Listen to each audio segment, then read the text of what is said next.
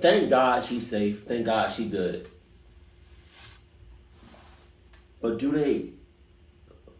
does she have to be found by some old ass people? I'm just saying, like, she looks 60 and up.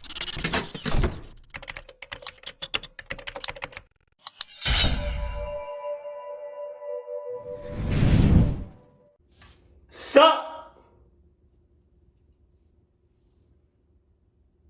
Go.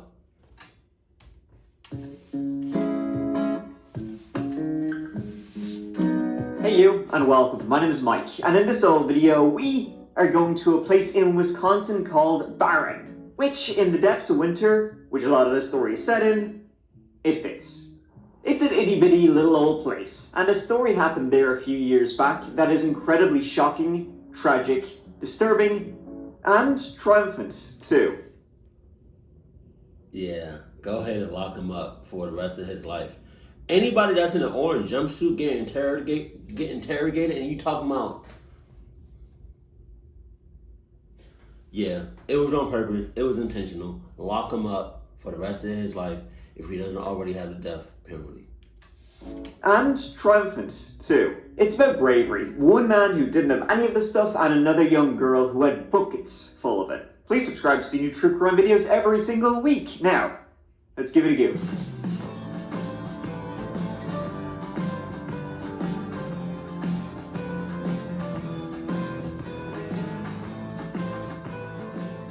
So the town of Barron, like, what's all that about? I hear you barking, big dog. Barron is a place that is absolutely downtown, middle of nowhere, Wisconsin. Fuck that shit. Go back to this map. Go back to the other map. Go back.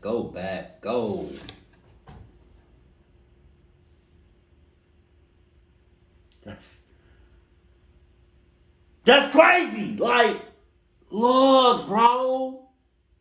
Bro, it's wilderness. It's cluckness as far as the eye can see. Damn sure way more than 6 miles. What the hell, bro? I wish I can, like, bro, oh my, that's insane.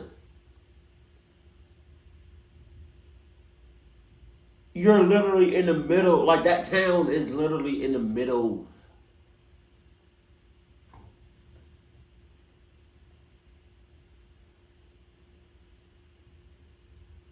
That's nah. Town, middle of nowhere, Wisconsin. The approximately 3,500 people who call it home are surrounded by endless farmland. That's what I'm saying! It's dense suburban, but then outside the town, it's anything but. But you know what? It's quiet, it's comfy, it's safe. Till it ain't. This story begins on the 15th of October, 2018. 2 weeks before Halloween, the leaves are brown and red and yellow. There's a chill... I can't get over that map. Like, that town is literally in the middle of nowhere. Woods is like so far. Like, if cluckness happens, you try to run, you're going to be running for a long ass time. In the air, and the ghosts and ghouls are out in force, ready to give you a fright and a laugh while you're sipping your pumpkin spice latte. One family, however, that night got a very real fright. At 12:53 a.m., the Barron County Sheriff's Office, they received a call. It's a little hard to listen to. I'll play it now, just kind of warning. Not much can be heard other than screaming. County 911, where's your somebody at one farm.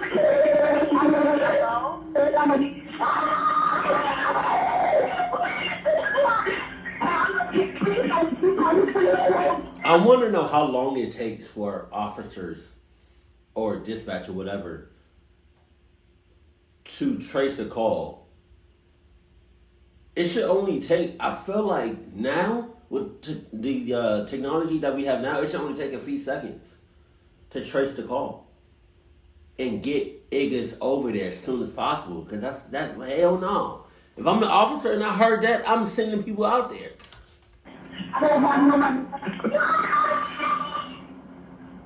on the bullet. Hello?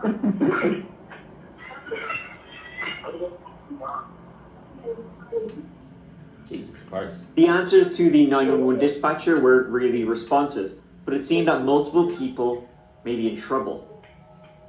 Tracing that call, it led to a pretty remote house about 5 minutes drive west of town. That's where deputies met up. This was 7 minutes after the call came in. They hadn't wasted any time at all.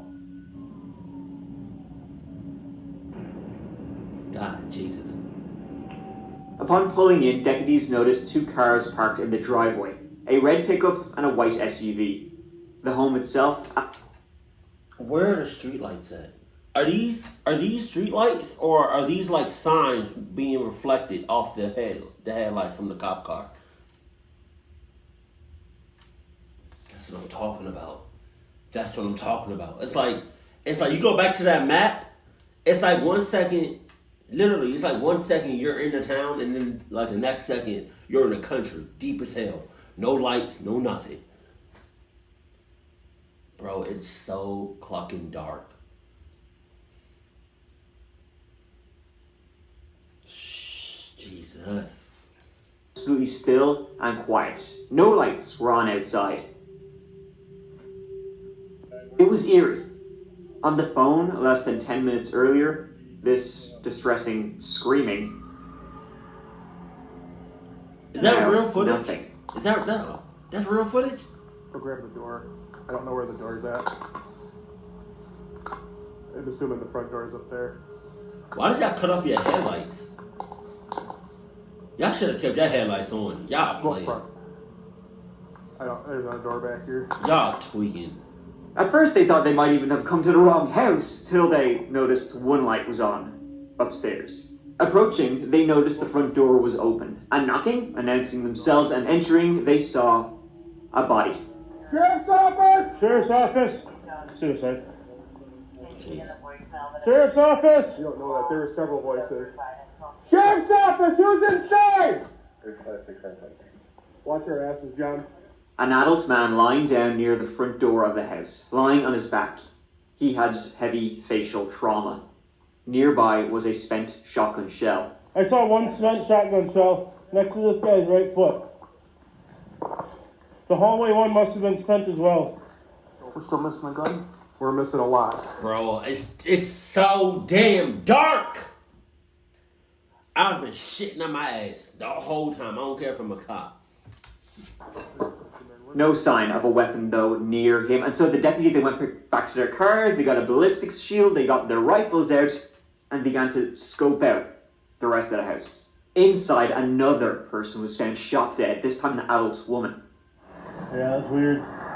All those doors kicked in. Was that bedroom door kicked in too? The bathroom door was. Yeah, I saw that. I didn't see the bedroom door. This one, it looks like he could have blew through that front. Okay. Are you on?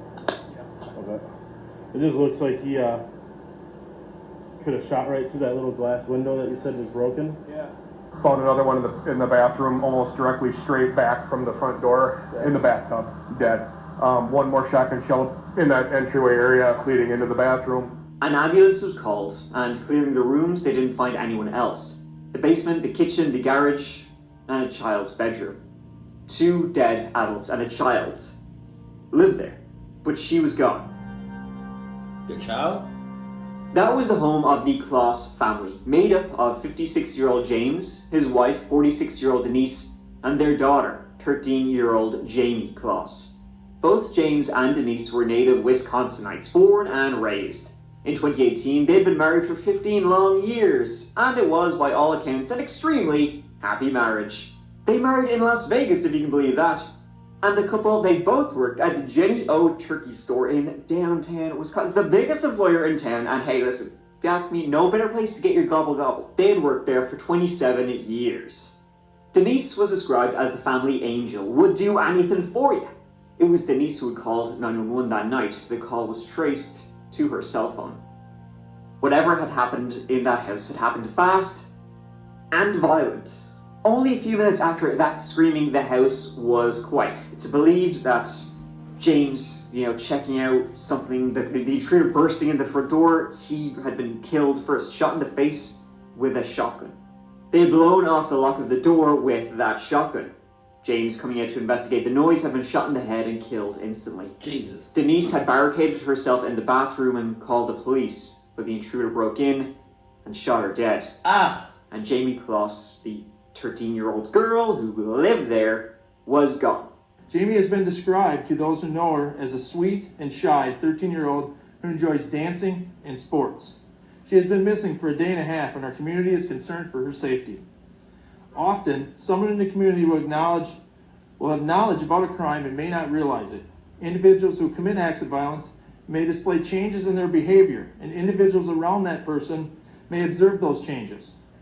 They will recognize the changes and may even question the people about it. So I got a question. Because this is a clock story, right?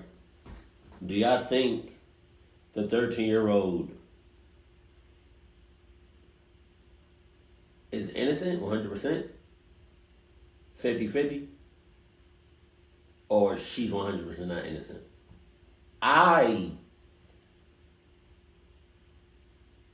You 13, you know what's going on. You know what's up. She could have ran away.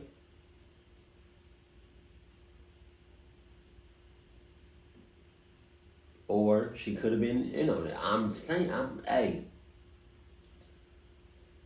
I've seen enough horror stories and enough clock stories that some of these children, some of these young adults, they be doing some clocked up stuff and they be planning that shit. But may not realize those changes are the person's involvement in a crime. The individual's usually routine will likely be altered. Such things as missing work, missing scheduled appointments for family and commitments, and they may suddenly leave town. Now this is extremely shocking, tragic, disturbing. There's a lot of different adjectives you can use. With the police, starting from the start, realizing they had no idea what had happened, but needed to get on that. One officer noticed, or one of the sheriff's deputies, he noticed that when he was driving to the Kloss home, as you can see in his dash cam, when they were rushing to the Kloss home, another vehicle was on the road during those early morning hours, going in the opposite direction. They were unsure if this vehicle was related or not, but it would be good to track it down. Unfortunately, the footage was too grainy to get a license plate.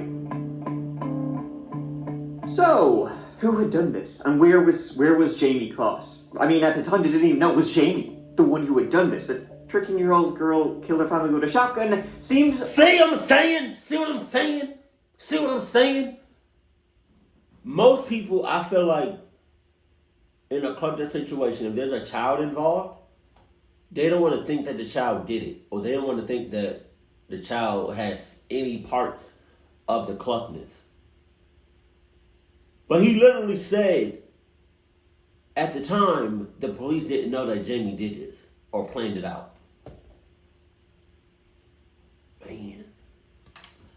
Likely, but, seen stories like that before. Shit happens. But they just simply didn't know. 72 hours into the search, well beyond that actually. This is still a very active investigation according to the sheriff here in Barron County. And as you mentioned, more than 400 tips rolling in. They continue to follow up on all of those. And they have a 24/7 command center that's based here in Barron. They still do not have credible sightings of Jamie Kloss and no suspects in the murder of her parents. Is it a random attack or is it a targeted attack? I don't know that answer. They canvassed the neighborhood, but this was on a very remote side of town. The neighbors weren't exactly close.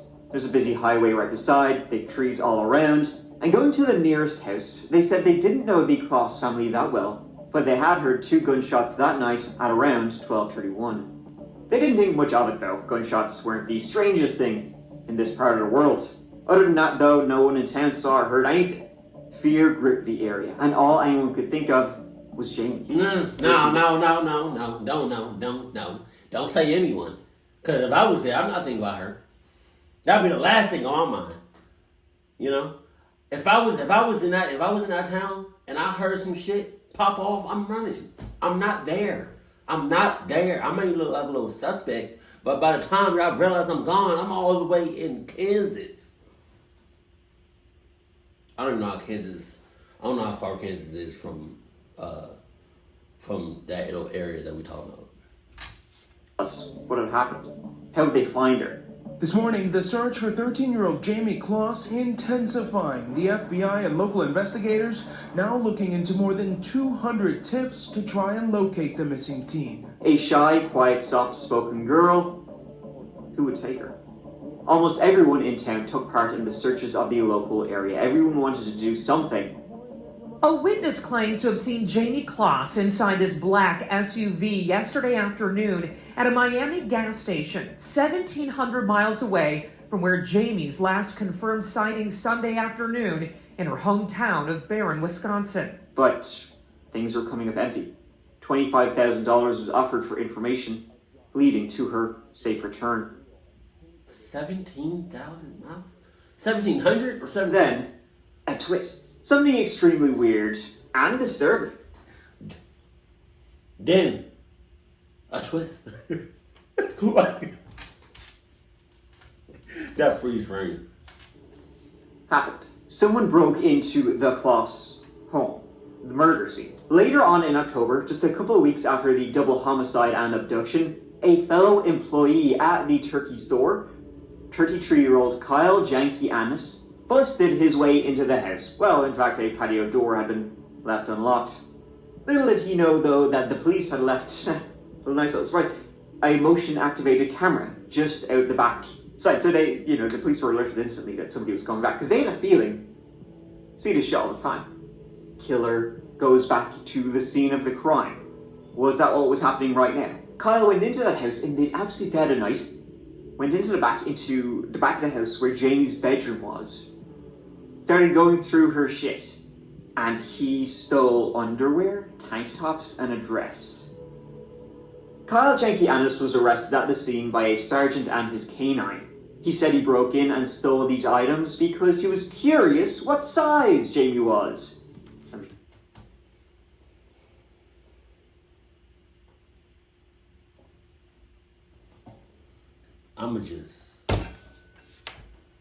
That's for you right there, player.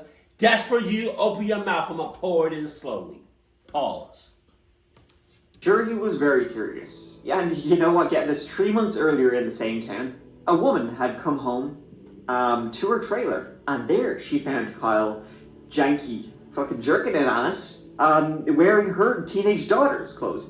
She came home one day, he was there having a great time wearing her teenage daughter's underwear, lingerie, all that stuff. And so I guess he was, it was his thing. So the police were wondering what was going on here. This sick bastard was questioned.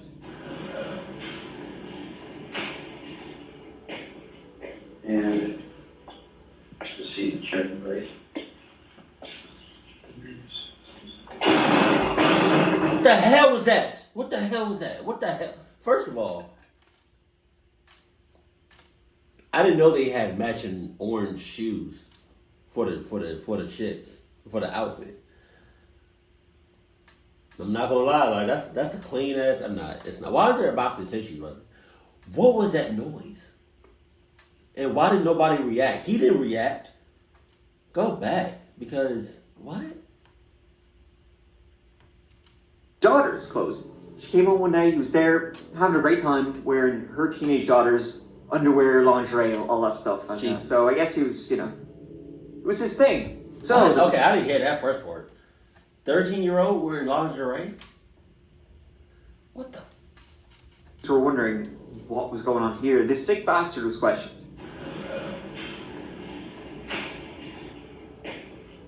And what was that noise? to see the check place.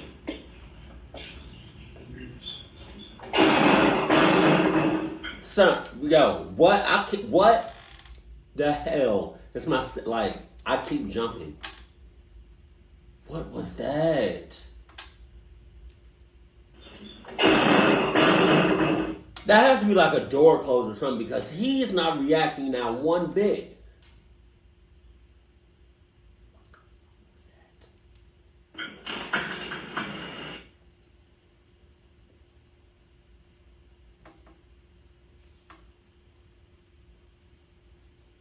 Damn sure not Adidas. And my boy a little bit too comfortable. anytime I feel like if you're being interrogated by cops, and you talking about, or you talking about,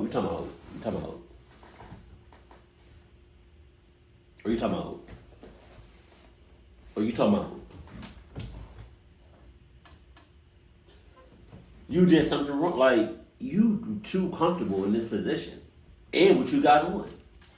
Because in all reality, I had this suspicion that it was a setup. So I walked out there to actually find out. And sometimes my suspicion is right. A lot of times is I can feel things that other people can't. Anytime something bad happens, normally I know what's coming before anybody else does. And I already knew your people are going to be there. It's straight out. You guys put it out there. I just had to find out for sure. And that was the real reason I was there. Yeah, I fucking went and did whatever I did. But, my camera cut off, so that's why I keep looking up at the camera like that, like every so often, because I be it's no real reason that I can think of why my phone camera cuts off randomly. I have space, so I don't know,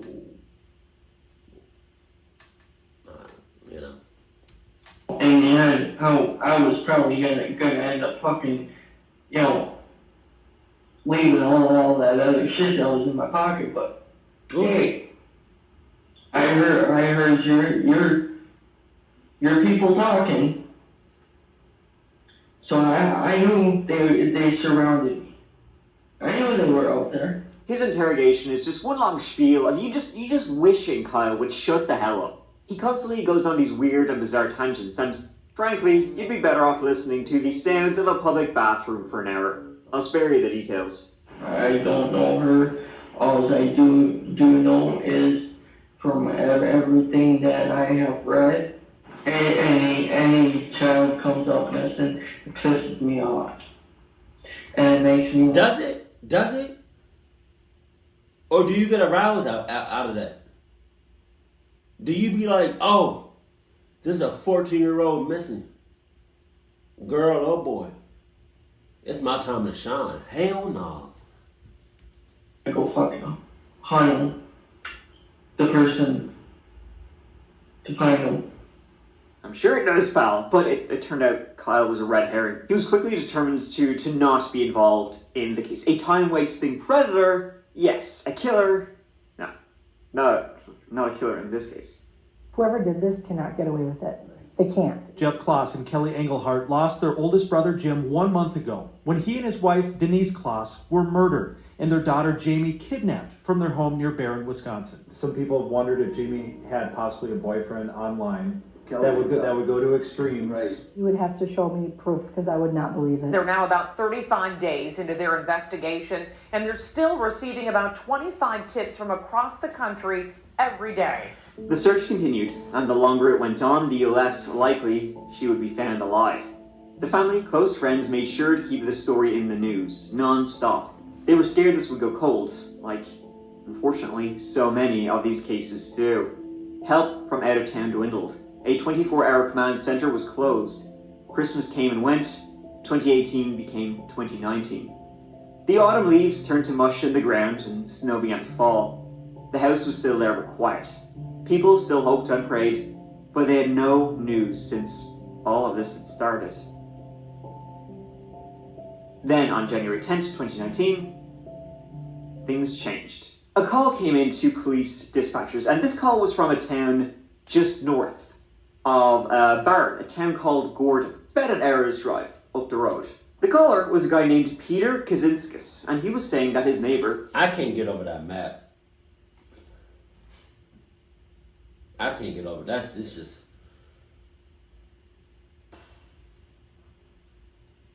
Shouts out to anybody that lives over here.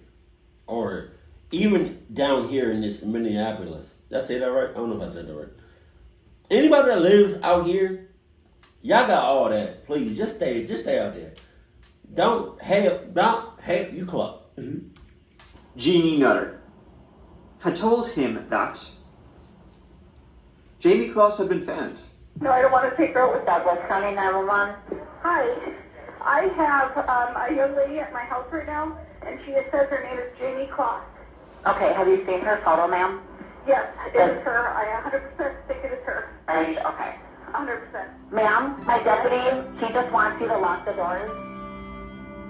It was a miracle, really unbelievable. What Jamie was saying was that a guy named Jake Patterson had killed her parents and that she just wanted to go home. She just said I'm lost and I don't know where I am. What? First of all. Thank God she's safe. Thank God she good. But does she have to be found by some old ass people? I'm just saying, like, she looks 60 and up. With them dry ass, little ass lips. Sorry. Look at this. Look at this. It's nothing behind you. That's insane. Also, I forgot the YouTuber's name of this YouTube channel. But didn't he say that Jamie did this? Or am I tripping? No. Unless I overheard. I don't know if she physically did it. She probably like planned it out. Right? No. That's what he said that. And I need help. Jeannie Nutter was almost finished with her late afternoon walk when a tired and dirty Jamie Kloss showed up on her street. When she got near me and I could see who she was, she told me, I'm Jamie. I just held on to her and I said, we're going to find somebody who's home. We're going to call the police. You're going to be okay. You're going to be safe. Everything's going to be fine. You're going to be fine. I just kept saying that. Police raced to Peter's home where Jamie was. She was wrapped in a blanket and she was physically unharmed. Jamie was able to tell the police that she had escaped and that Jake was still out and about driving his red car. He was supposed to be out until midnight, she said. The car was quickly spotted, running its plates that matched Jake Patterson, and they began to follow it, noticing that the taillight was broken. So they had an excuse to pull it over. After following it, the Ninaws kind of went off, and then the car pulled over to the side of the road. The occupant was asked for his name, and he gave it as Jake Patterson. You're no longer detained. You're under arrest now, okay? For what? Oh, they'll tell you when you get up to the office.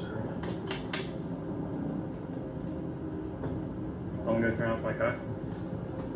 Yeah, the other officer will take care of it for you. He was arrested. Don't worry it about was 88 days since this case began. Jesus. Excuse me for my voice. Lost it, of course, yesterday. The jubilation in the town of Barron is hard to describe. Breaking news, a 13-year-old girl missing for 3 months is found alive. I am so proud to present our Hometown Hero Award. I wonder what she's thinking right now in that moment.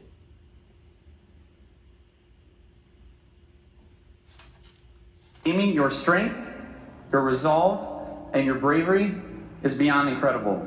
We work together, and this community showed.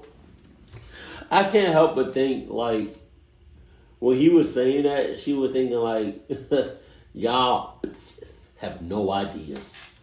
Support for Jamie in this case, and now Jamie showed us how the world will survive, and she's the hero. There's no question about it. Yeah, I feel so too. We're so glad. Is she the hero? Jake Patterson was interviewed at 7:15 p.m. the day he was arrested. He waived his Miranda rights and agreed to speak to the police. He did so calmly and casually. He told them everything about his abduction of Jamie. He said he had brought a shotgun with him and he planned on killing anyone who got in his way. He admitted to breaking in and to shooting James. Both Denise and Jamie had barricaded themselves inside the bathroom. He kicked it in. Once he got in, he bound Jamie with duct tape, wrists, ankles, around her mouth, around her head, took her out of the bath, and he shot Denise. He then dragged Jamie into the trunk of his car. The car on the dash cam was indeed Jake Patterson's car. He then took Jamie to his house where he created this little space under his own bed. That's where he kept her. He forced Jamie to sleep in there, stay there essentially all the time. She couldn't see out because he had put plastic around the bed, and she couldn't get out because he had placed barbells there. He also threatened her if she tried to escape. And she was held under his bed for 88 days, which is... Which is how long? Too long. Jesus. Talk about hide and seek. I'm sorry. That was too... I'm sorry. 88 days. How long is that? Because a month is, give or take, 30 days. Another month, that's 60. Almost 3 months.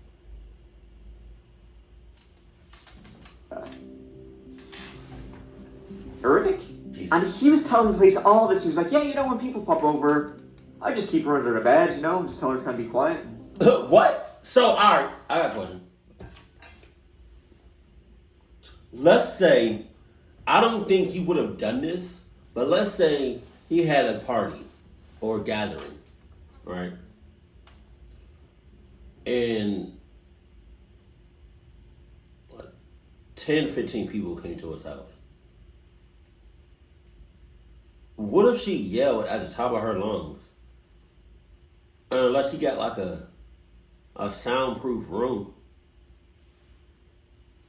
I don't know. But like, what if she yelled at the top of her lungs and like 5 people heard that? Or everybody heard that? All 15 people heard that. Is she gonna shoot all 15 people? Yeah, kept her hidden. It's all good. So who the hell is Jake Patterson? Well, this piece of shit, Jake was 21 years of age, from Gordon, Wisconsin. He graduated high school in 2015, not really much to say about him. And I mean that in like the most disrespectful way possible. Like his grades, they were all C's and D's, C's nuts. Nobody really remembered him. He was like the quietest kid in school. Like there's only 600 people in the town of Gordon. It's tiny, it's itty bitty. And nobody remembers him. Like barely anybody remembers him. And after school, he just kind of disappeared. Didn't even have an online presence, really to speak of at all. After high school, he entered the Marine Corps, where he remained for 2 months before... Quieted. Yo, I'm not gonna lie. No matter what grade you're in, y'all need to watch out for these quiet ass people that sit in the back of the classroom, don't say much, either or nothing at all. It really be the quiet ones that be plotting and scheming.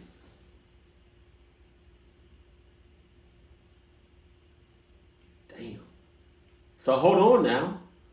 If that's Jake, I wonder if there's a story about, what's her name? Caitlin? I wonder if there's a story about her. If like she ever done some clucked up shit. Quietest Jake, we found him. We know what he did. What about Caitlin? What did she do? I wonder. Hey. Some of these stories would be like awesome as hell if they connected. Right? Because right now, he's talking about Jake, you know, in this whole cluck ass story. But Caitlin is blurred out. So what if there was a video or a story he did that it was about Caitlin, and they ended up, it was this person right here, and he ended up blurring this picture. Like he used the same picture, but this is Caitlin's story. You know, like that'd be, you know what I mean? That'd be kind of tough. I'm not gonna hold you. You know, that would be sick. Cause it's like some of these stories I be thinking like it can really be a movie. It can really be like a little series. You know? And I say that because I reacted to a Mr. Nightmare video recently. And it was like Mr. Nightmare talked about a ticket for a carnival. And the ticket was inside of a book, inside of a library. But the ticket was haunted. It was possessed. It was, it was clucked. And so whoever touched it, or whoever, I guess, was in possession of it, got clucked up, right? But what if the ticket that was in the library, what if, the people that worked at the library was what if there was a story that Mr. Nightmare did, and it was some paranormal shit going on inside the library, and they didn't know it until it was, until they almost got clucked up, and police, they investigated for some reason. They investigated all the books. They went through all the books and they found a ticket. That'd be fucking dope, right? And so the librarian, the people that worked at the library, they got clucked up because of the ticket that was possessed, and so they just decided to put the ticket back inside the book and then run. So now the ticket is back in the book. Fast forward sometime later, now we go to this Mr. Nightmare video about the carnival, and this person grabs the ticket and takes it out, takes it to the carnival, and then rips it. Yo, what? He remained for 2 months before being honorably discharged due to medical issues. He was having chest pains and basically couldn't really do the physical aspect. Which sounds like a bit of an oversight if you're signing up to join the military. Wow, soldiers have to be kind of fit. Who could have guessed? So after his time served, which were an entire whopping 2 months, he returned home to his hometown of Gordon. He kind of worked part-time a couple of different places, but never really stayed anywhere too long. A couple of days here and there. He lived in this house alone. His parents had both moved away. Daddy paid for pretty much everything. His dad would come over and stay in this house on the weekends, including weekends when Jamie was there, but I don't know if they really got on or what, because even when his dad would come over and stay the weekend there, they both didn't really speak much, and they both kind of stayed in their own rooms, barely interacting at all. Since he had been discharged from the Marines, that's when he would just say he was lost since that. And that is when he had his first thoughts of abducting a girl. He never had a girlfriend in his life. Gee, what? That's not the first time. That's not the first time. That's probably the first time that he said it, or the first time they found evidence. I don't know. I feel like you don't just all of a sudden just be thinking about shit like that.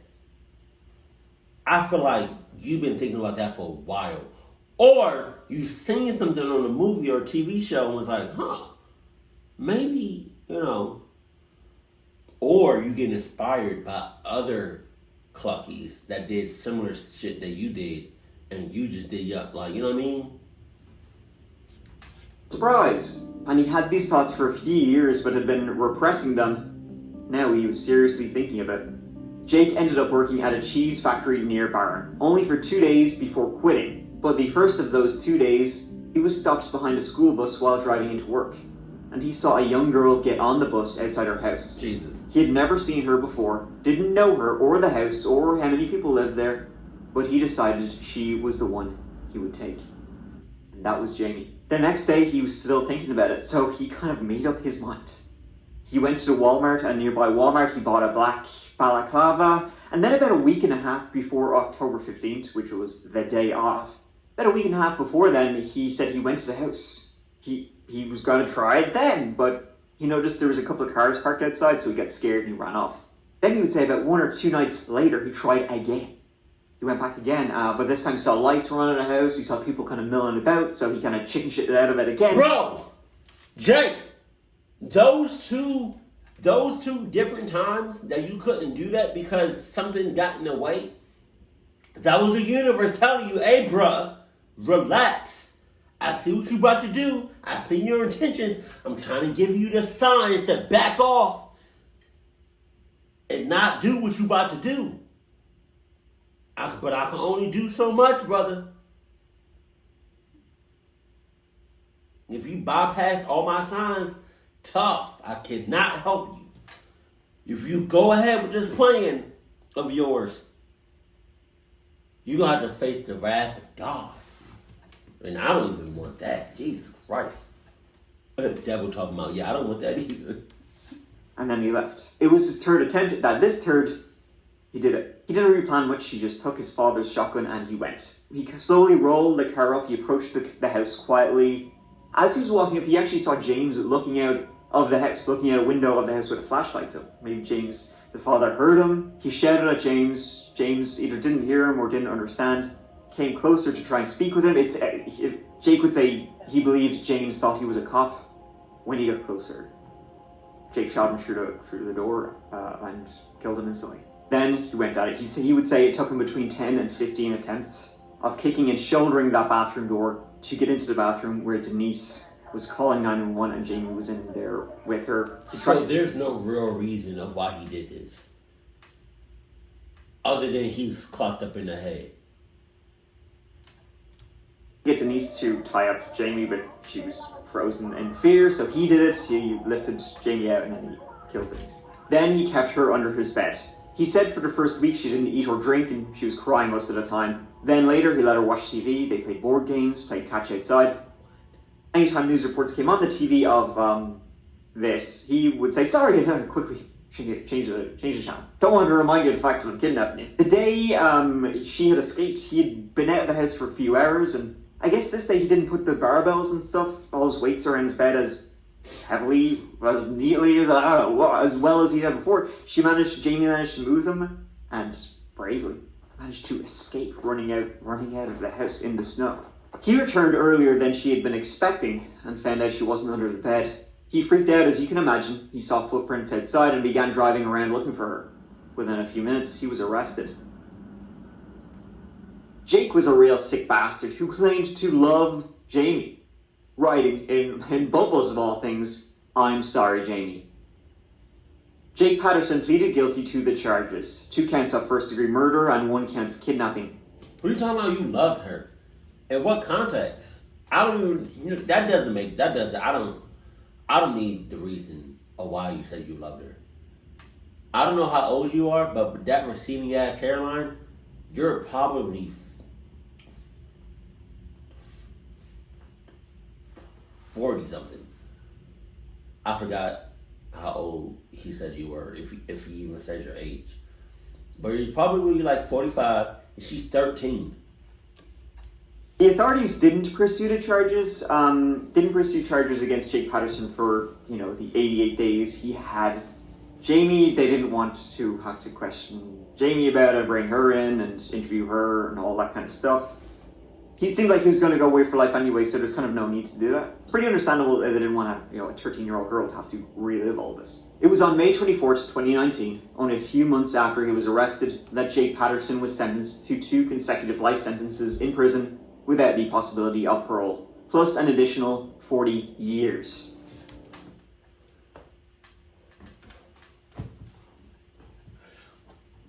You not only get 2 life sentences, but an extra 40 years. Man, just like life in prison. Judge, this is the statement of Jamie Clark. Bro, that's a shiny ass chocolate ass head. That looks like one of them chocolate candies. I forgot what it's called. Milk dud something. I'm sorry.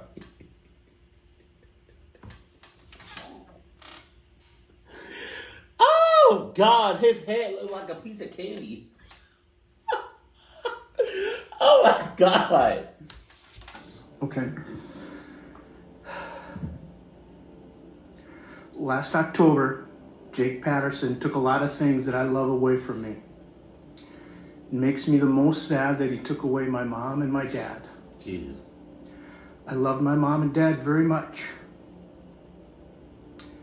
And they loved me very much. They did all they could to make me happy and protect me. He took them away from me forever. I felt safe in my home, and I loved my room and all of my belongings. What is she doing? He took all of that too. Who is that? I don't want to even see my home or my stuff because of the memory of that night. For 88 days, he tried to steal me, and he didn't care who he hurt or who he killed to do that. He should stay locked up forever. Not only were you a danger to the Kloss family, you are an extreme danger to the public. Why you shake your head, player? Why you shake your head unless you're really innocent and she planned the whole thing? General,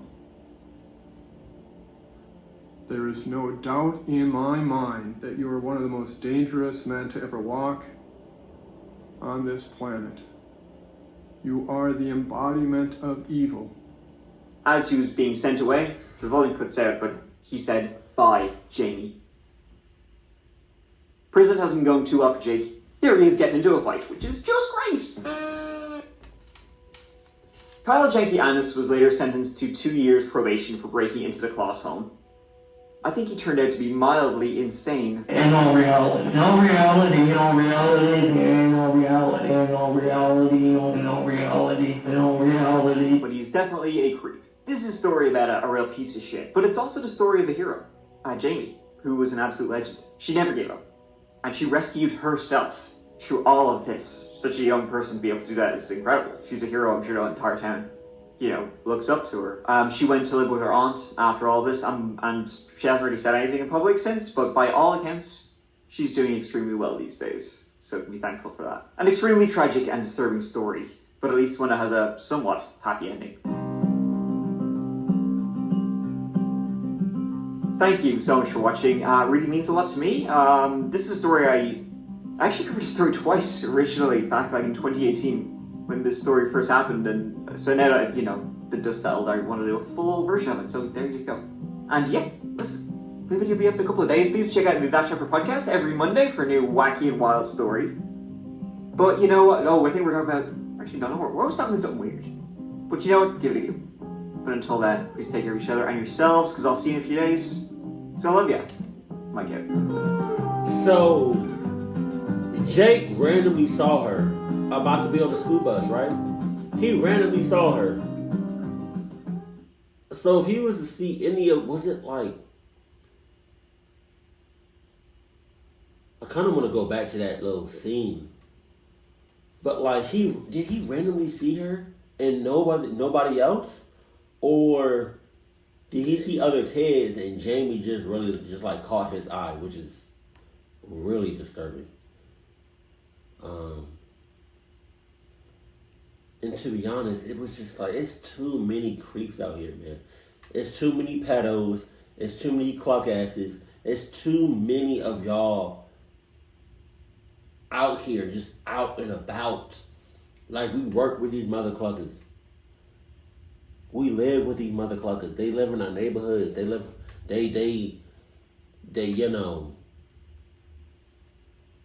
go to the same parks that we go to. They go fishing. They go to the same. They be on the same airplane as us. Like, it's whole ass creeps. It's whole ass pedos, and it's whole ass cluckies, and we just living among them. I was talking to a